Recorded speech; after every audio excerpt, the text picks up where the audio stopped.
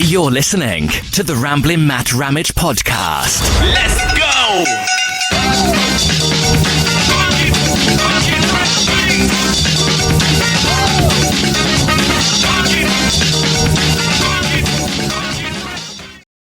What is up, everybody? The Ramblin' Matt Ramage podcast is back. I'm here with Mr. Alex Strouf. I don't know if you remember, Alex. We had a post-game show. I don't remember. I don't have a giant recollection of that either. Apparently, we answered some phone calls.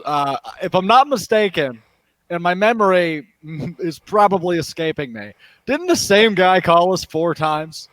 It might have. I don't even remember. But I've never. When I was talking to my buddy yesterday, we were having a beer too, or 3 or 4, and we were both talking about the Packers playing on Saturday night. I drank way too many old fashions, but it was a Saturday night. You know, it encouraged me to drink more than I typically do on a Packers Sunday. Yeah, and for me too, because I did a pregame show. I had Joey the Jaguar on, and I didn't want to. That's the kid. He's a minor. Yeah, so I didn't want to drink while he was on, so I was like, I'll have a few before he gets on. Oh, sure. So I started drinking like an hour or two before the game, or before my pregame. Maybe an hour or so before my pregame, and I just wanted to have a little refresher, get a little loosey-goosey, you know? And it was funny because I was a little bit buzzed up when he was on, and then I asked him, I was like, hey, how does your dad feel about you being on? Because I had him on one night for a post-game show, and I was blitzed. I was like, how does your dad feel about that? He's like, actually, he's watching right now. So I said, I apologize, dude. I'm trying to keep I'm trying to do right. Jaguar. Yeah, I would feel, I don't know how I'd feel if my 15-year-old son was talking to some drunk dude on the internet about football. I know, you know what I mean? It's kind of, anyways. I try to be a responsible adult, you know? Yeah, you don't do a very good job, though, do you? No, I do not. Joey's good at what he does. So yes, he is. I love having him on. But, so Packers, I think we talked about this. The NFC North champions. Yes, we did. Yeah, and I feel like people aren't as happy about it as they could be. Like, I mean, obviously, the celebration after they won 2 weeks ago, we were all feeling pretty good. But to echo Aaron Rodgers' Saturday night, it was kind of one of those disappointing wins. And it is what it is. 11-3, first place in the NFC, looking really good that the road's going to go through Lambeau, which, I mean, they've never played, or Rodgers and company have never played an NFC championship game on their home turf. So it's all thumbs up, but there's definitely the pessimists and the Debbie Downers and the people that want to call out all the negatives from Saturday's performance. I understand that, but 11-3 sounds pretty good to me. Yeah, see, that's the thing, because I saw so much negativity after this game, and I get it, because I'm not saying, like, you shouldn't have any doubt, and you shouldn't have anything bad to say, but, like, that night, like, they won, and I'm still happy. You know, the second half was sketchy. It's like it's like me at work, you know, I get there ready to go. About 4 hours in, I'm just coasting. The last hour, definitely not getting much done. So I get when my boss is like, are we still working? What are we doing? No, but so I get people having things to say, but I think at the same time, people aren't enjoying the wins. Like 2010, nobody really thought the Packers were going to win that Super Bowl. So I felt like not everyone enjoyed it as much because it was like, oh, they're not going to do anything. And that's kind of how Packer fans are a lot. And I just think, like, you can be critical, especially guys who are doing podcasts and talking about it, but like at the same time, you got to enjoy it. Like Nagler made a video today. I tweeted it out, and it's spot on. It's like I forgot exactly what he said, but but it's spot on. It's like, dude, enjoy it. Like, I don't know. That's exactly what I just said. You can be critical, but at the same time, dude, enjoy it. Like Bills fans are like, you know, so happy. Yeah, and I remember being that for the Packers when they didn't win the division in forever. They didn't win much, and if they did, it was like 2 times in like however many years. So like, and I get that the Packers are, you know, we're above that now because we're accustomed to winning, and you should be winning, Aaron Rodgers. But still, it's not saying that, like, I don't think Aaron Nagler was taking shots at fans like a lot of fans took it that way. No. I think he was just saying, like, understand how lucky we are and how privileged it is to have a team that you don't get super duper like all over the moon about it, because this is what we do. Right, I imagine like Cleveland Browns fans as well are just ecstatic about where they're at, and neither of those teams, well, they're right there with the Packers. So, but neither of those teams are the number one seed in their conference. The Packers are in a much better. Let me rephrase: the Packers are in the best position they could be in. Fathom that, right? I mean, they are the one seed in the NFC. They're looking at all home playoff games, which would be awesome because who the hell wants to play in Lambeau Field at the end of January? I'll raise my hand as the first that definitely doesn't want to be doing anything outside at the end of January in Green Bay, unless it is getting drunk and watching the Packers. So, yeah, I mean, they're in really good shape. I'm fired up. And while there are the negatives, and I've talked plenty about the negatives because I think it's important to be self-aware, but enjoy it because this is pretty freaking awesome, and they're in an awesome spot right now. See, I got one tweet that I want to bring up that someone said because it was in response to Nagler's video about enjoying the NFC North champs, the Bills, how they are and all that. This guy said, for the record, I lived through the Dickey, Whitehurst, and Wright brutality. I never cared about division championships, and I don't now. To me, that's like a ludicrous statement because how do you not care about division championships? Like the coaches care about the players. That's like one of their goals. I get that's not all you want. We don't hang banners like Mike McCarthy said. We don't hang banners for division championships around here. I get that, but like that's the goal, and they did it. And like you said, the spot that the Packers are in right now is so good. Like they have the number one seed currently, and they're in position. They don't need no help to secure it themselves. They just got to beat the Bears, or they can get a little help and beat the Titans and secure it next week. So it's like they're in the spot that you would want, like beginning of the season. Like you would be stoked about this situation. And I get like the second half of the Panther game, that can't happen. Aaron Rodgers said it, everyone said it. Like everyone knows. Like if they play like that, it's not. But like you could say that about so many teams. The Chiefs had games like that where they barely won. They barely beat the Panthers. They barely. A lot of teams, every team has games. So if you have an off game, like your offense basically takes the second half off and you still win, and I get it was the Panthers and that's like, Well, look, let me break it down for this, right? We talk a lot about, any given Sunday, but it's pretty rare there's a weekend like the one we just had where that was really, really evident, right? Last week or 2 weeks ago, I think you and I were talking, Maddie, and I was saying the one team I'm really worried about in the NFC, if they are to play the Packers, the Los Angeles Rams. And you know what they did this weekend? They lost to the freaking Jets. You look at the team that was the last undefeated team standing at 11-0 in the Pittsburgh Steelers, and they just blow a doozy on Monday night. Now at 11-3, they've lost their last 3 games, and they lost to the Bengals.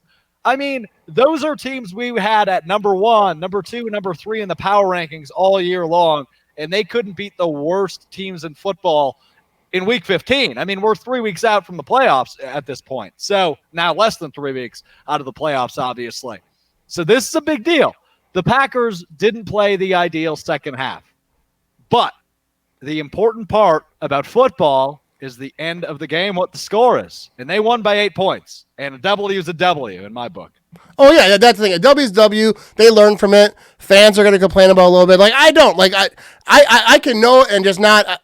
My problem is with the people whining, like, during the game, like, after the game. Like, they couldn't even enjoy the win because they were just so mad. So, like, I get it, like, the next day they're going to say, all right, we got to do this. And Rodgers was pissed after the game. Like, we did all the things. But another thing I want to talk to, because I know, like, the Packers are getting the number 1 seed. Like, I'm so confident, I'm not even worried. Yeah, I'm pretty darn confident as well. Because no matter what happens next week, and I'm not even just talking about the Packers and the Titans, but the Seahawks have to lose too.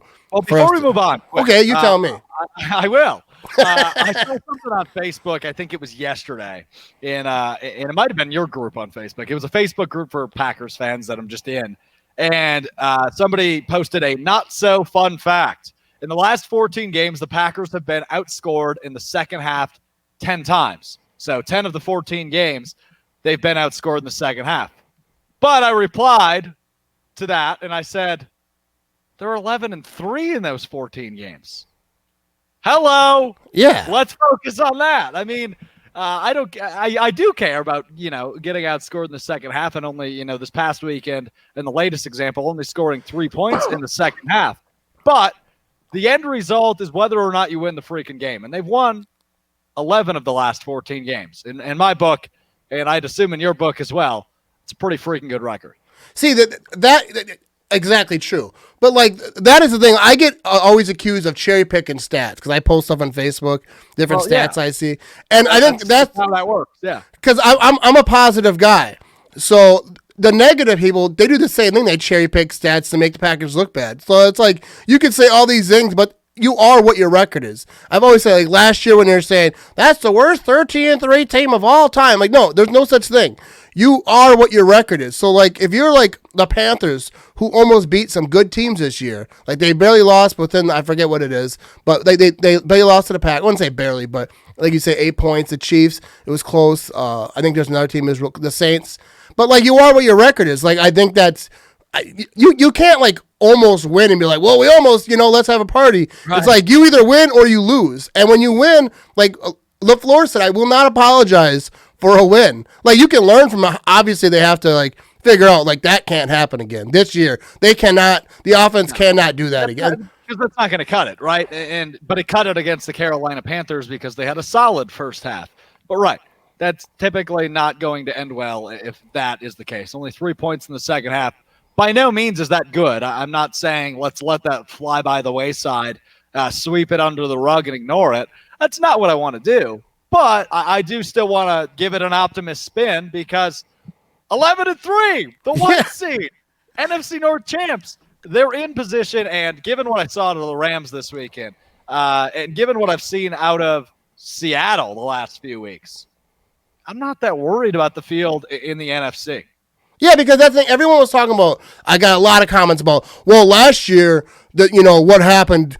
First of all, yeah, that's what I said. Last year is last year, and there is no Niners this year. That last year there was a team that everyone saw on the horizon, like even before we got to them, as we're winning games. Like, all right, that team's gonna be tough. Sort of like the Titans. People have been watching them for the last, but they're not gonna be playing the Titans in the playoffs. But like they're playing them this weekend though. That's gonna be a rough one too. I think so too. But everyone, last year is last year. Like this year, like I don't know.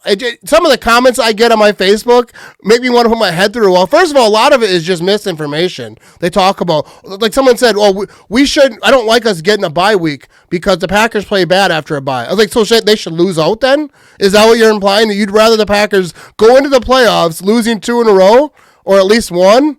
Like it's I don't know. I get what they're saying because earlier in the year, I think last year too, but playoff buys are different. It's a free W, right? It's W. But okay, let's move on to this because this is what's got me fired up a little bit, Alex. You buried the lead here, Matt. You took 13 minutes to get what you're all fired up about, dude. Robert Tonyan getting snubbed for the Pro Bowl. First, I want to get into who made the Pro Bowl. All right. Yep. I got it right here. I should have had it already there, but I'm not good at being a podcaster. But I wasn't sneezing, I would have just rattled them off for you. It's Aaron Rodgers, Aaron Jones, Devontae Adams, David Bakhtiari, Elton Jenkins, Zadarius Smith, and Jair Alexander. Woo! See, this guy knows his stuff. No, even though I was just getting up because I want to make sure I didn't miss anyone. All right, Those are the seven. Those are the seven. So first of all, before we get into Tonyan getting absolutely criminally just hijacked. Okay, yes, before we get there, I'm going to cut you off and then you go. I never get into Pro Bowl snubs. Rarely. I think it's stupid to argue over those. It does matter because obviously there's contract stuff involved in that. I usually don't get into it, but this one I will because I'm with you. Yeah, but see, the thing with me, because I get a lot of that, but with the comments, people saying, it doesn't matter, it's all about the Super Bowl, and I get that, but like to a player, especially a guy like Tonyan, who just got up, like he just had and he's got some money coming towards him, and the way the contracts are worked out, I don't know if that is the case for Tonyan, because I'd imagine every player has that. If you make the Pro Bowl, I'm sure you get a nice bonus. Yeah, and people don't realize that. It's like, it matters to them. It mattered to Zadarius Smith last year. Obviously, he had the shirt snubbed. Like, the players care. I don't think they're at home crying at night about it, but it just irritated me because Tonyan is a guy who came up fast this year, and he deserved it by far. Like, I want to get into these numbers real quick for the people who don't know. These I have quick because they're on. I had them quick. Tonyan and Evan Ingram. We'll just go with him. So, well, that's who you should go with. Evan Ingram is the guy that got. I mean, T.J. Hawkinson deserves to be in the Pro Bowl. Yeah. Evan Ingram from the New York Giants.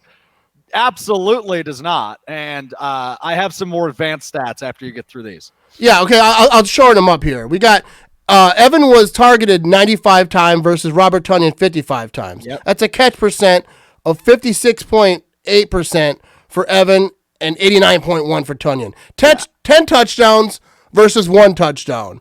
Like the yards aren't crazy different. I think it's like 21 different yards and like 5 receptions. I'm not reading this whole thing because there's a lot of stats, but it's clear that even Giants fans say, even Shannon Sharp, even like Kittle, like there's guys coming out who know way the hell more to play tight end than I do. I think everyone just has to agree, and maybe just because I've been rooting for Tonyan for a while, and to see him pop like how he did, I just think he deserved to, and that's why I love seeing all the guys come up and say he got stumped. I think he deserves some love, like he did. Nobody saw 10 touchdowns. I'm one of the biggest Tonyan guys that there is. I didn't see 10 touchdowns. I every time he gets one, I just get stoked. I feel like you're just watching someone, like a flower blossom. You know what I mean? 100%. Tunyan's been unreal this year, and definitely, I mean, we were hyping up Jace Sternberger in the preseason. We forgot about Big Bobby Biceps, and he's been playing like a man this year. Look, you mentioned those stats, and that comes out to about a QBR for when throwing to Bobby Tonyan this year.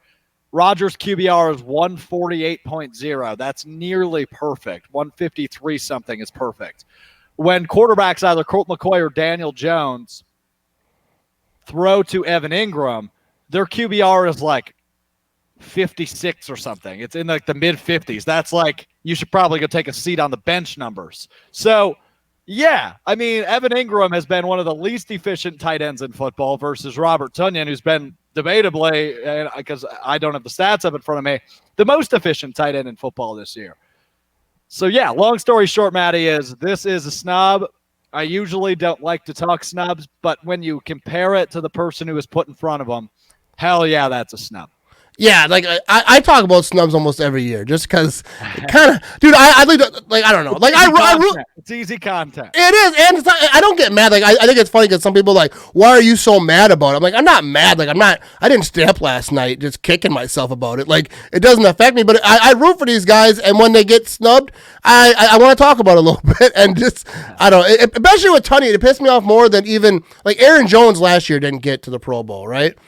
And he had like crazy amount of touch. I forget exact 16 touchdowns. I forget what it was, all-purpose touchdowns. This year he had less and got in. So it's like a year behind. Like if Tonyan has a year next year, I'm sure he'll get in. And I'm sure that he's gonna ball out. He's gonna maybe even put a chip on his shoulder even more. And maybe Rodgers throws him gets him some more targets. Let's focus on a ring on the finger first, huh? Yeah, I'm not talking engagements. No, but you can do both. Sure. I would like to see them go win a freaking title, and then we can talk about the chip on Bobby Tonyan's shoulder next year. But I know, obviously, with the contract stipulation, I imagine he has. I don't know the ins and outs of his contract. I imagine there's already a chip on his shoulder. I mean, because he has played as one of, if not the best tight end in the NFC this year. He deserved to be on there. He wasn't. It's not the end of the world. You can make cases for other guys that got snubbed as well. I think Adrian Amos is a guy you could absolutely make a case for on the defensive side of the ball. Corey Linsley at center didn't get in. Obviously, he's been hurt a bit. So you could make a case for him as well because he's been terrifically efficient when he's been healthy and on the field. Yeah, I think you're right. But moving on from the Pro Bowl snubs, because but I gotta just say, I gotta support my guy. I'm not. No shade being tossed your way. So Tonyan, from what I hear, I don't know his contract situation, but is he like a restricted free agent next year? Let me double check on that because I also, like I just said, do not know the ins and outs of his contract. Yeah. Because if he is, like, I don't know, like, all the, whatever. But I would like him to be a Packer next year. Obviously, I think the Packers would. He would. I don't think he's going to get, like, he's not going to get, Kittle money in there just be like, oh, yeah, 10 touchdowns. We're going to. Restricted free agent. You're correct. So, restricted free agent, explain, because I know what a free agent. Restricted means that the Packers got first dibs, right? How does that? They have first dibs, and they can match any outside offer he'd get. So, so he can't go sign with the team. He can get an official offer from somebody like let's say the Vikings try to nab him, and the Packers can say, no, we're going to match that. So that's the Kendall Fuller situation a few years back, the cornerback for the Bears. The Packers tried to sign him. He was restricted. The Bears said, no, we're going to match that contract offer. And so he stayed in Chicago. So that would be the same thing with Tunyon. They could bring him back in a 1-year deal or whatever. So I'm definitely not the brightest contract guy. That's Ken Ingalls if you want someone to really break down the numbers for you. But that's what that means. Yeah, I might have gotten it completely wrong too. Who knows? So first of all, that's what I thought it meant, but I wasn't about to just start talking, and then you're like, "No, Maddie, you're off," because like you say something wrong on the internet, which I've learned from doing this stuff. I do it all the time. Oh, I'm wrong a lot. People are like, "That's not right," and I Google like, "Oh, no, that's not right." But no, but that's what I thought. So I think that Tunyon will be around, and I don't even like talking about the offseason stuff when we're about to get into the playoffs. There's something to do with tendering them as well. That would be the first dibs half of that. They can tender him, which I don't know what that means. It sounds frisky. It's kind of a little frisky. So I'm not going to touch that with a 10-foot pole. But go on. So let's talk about this Titans game real quick. Sure. We got Derrick Henry, who just manhandles people. Like, he's really good at football. He just grabs you. You've seen all the highlights. Him grabbing people, just like their moms are at home. Just oh my, like our families at home watching them just get manhandled. So like, if you're a corner going up against him, like watching film this week, you got to be like, man, I don't want to be on NFL memes. Like, I don't want to be on any of these pages just getting embarrassed like that. Yeah, But so let's say that because we saw the one from him this weekend where he just tossed a dude from the Lions. If anybody on the Packers defense was to just get shoved aside like a rag doll, who would it be? I don't know. Kevin King. Yeah, I think that's a good answer.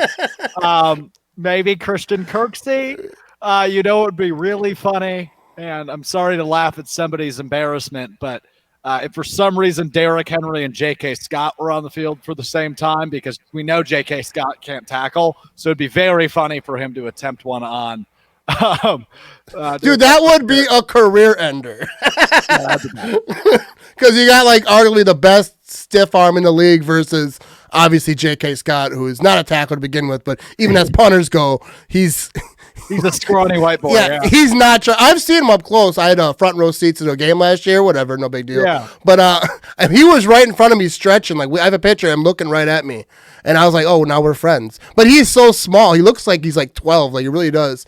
And but yeah, he's tackling isn't his. Isn't his strong suit. Not his forte by any means.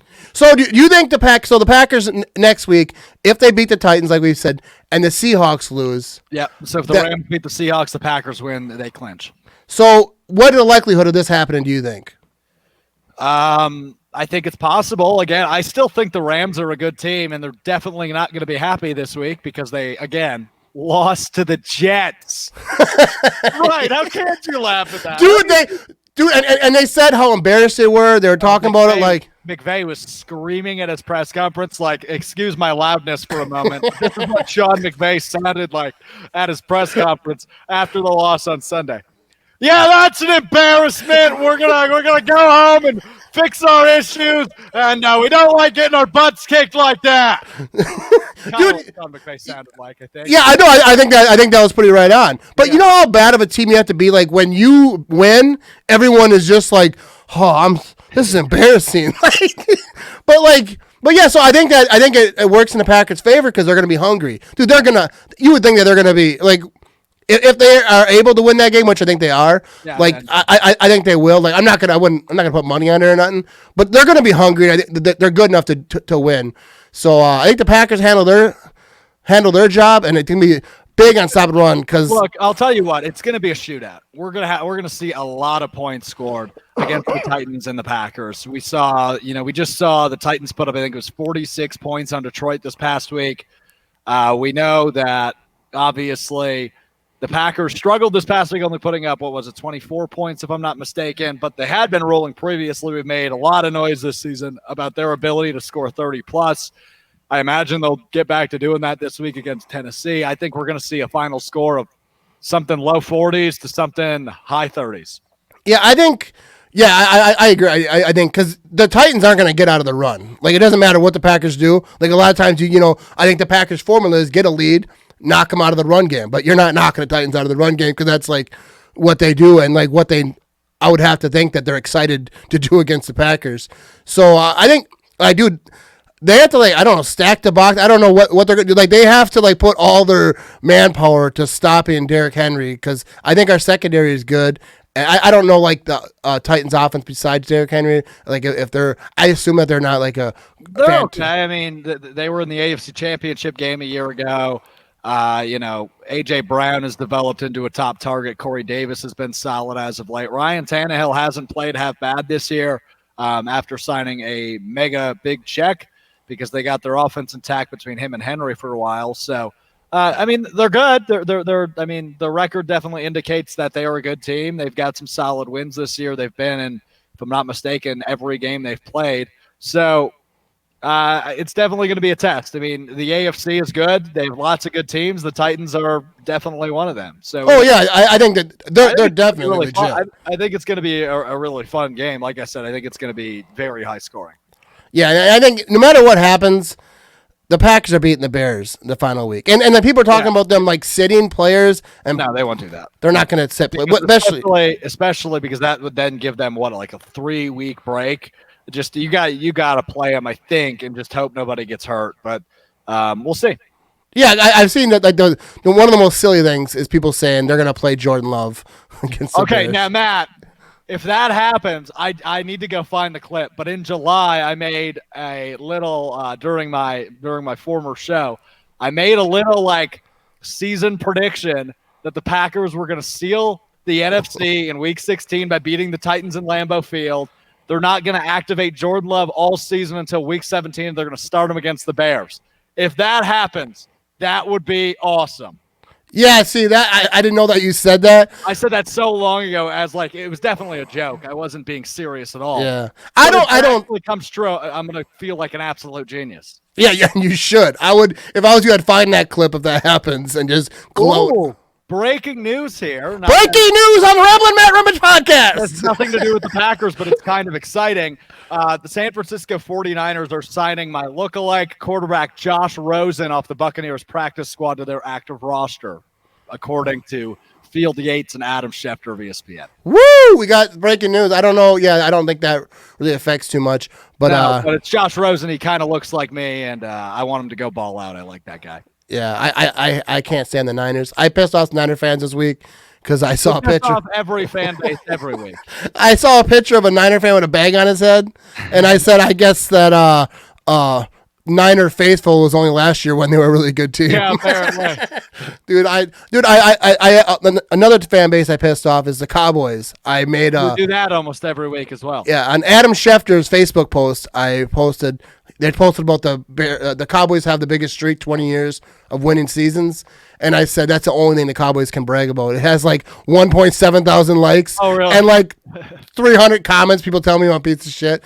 But anyways, I think I'm gonna let you go because I know that you have your own show to get to. But I think that the Packers are going to get number 1 seed in my opinion. They're going to win next week. I predicted a win every week this year, so I'm 11-3 also. You're 11-3. So I ride or die with my team. But everyone, the Jamal Williams show is coming up. I'm doubting you're going to see it before it starts. But you go to Game On Wisconsin, their YouTube, Facebook. I think you guys go everywhere with it. But check out. It's always a fun show. Well, thanks, Matty. Yeah, that's coming up tonight, and always good to talk with you. Dude, it's always a blast to talk with you, especially like. Let's go. I'm going to remember this time because I'm not hammered, so. That's a positive. We come full circle. Let's go, baby! Go! Number 1 seed coming up. Go, Pack, go. I appreciate y'all tuning in. And big shout out to Alex. You can follow him on Twitter, Instagram, all the places, at Alex Strouf. And he's worth following. He's way better following than me. I don't know about that, but I appreciate that.